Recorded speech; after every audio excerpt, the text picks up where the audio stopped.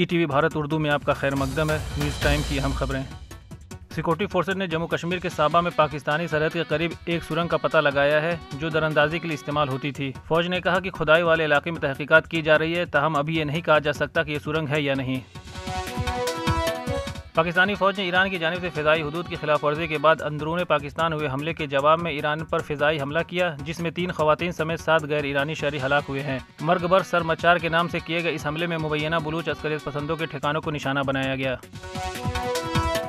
सूबाई कमिश्नर कश्मीर विजय कुमार भदौरी ने कहा है कि यौम जमहूरिया के पेश नज़र वादी कश्मीर में किसी भी किस्म की कोई पाबंदी आयद नहीं रहेगी। माजी में कश्मीर में इस मौके पर सिक्योरिटी सख्त की जाती थी और इंटरनेट बंद किया जाता था।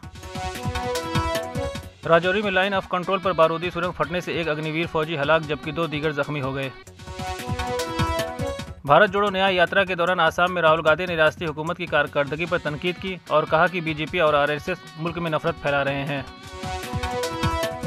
गुजरात में 2002 के फसादात के दौरान बिल्किस बानो के साथ इज्तिमाई इस्मत दरी और उनके खानदान के 7 अफराद को कत्ल करने के मामले में 3 मुजरिमों ने सुप्रीम कोर्ट से खुद सुपुर्दगी के लिए मजीद 4 हफ्तों का वक्त मांगा है। सुप्रीम कोर्ट ने उनकी सजा माफ करने के गुजरात हाई कोर्ट के फैसले को रद्द किया था।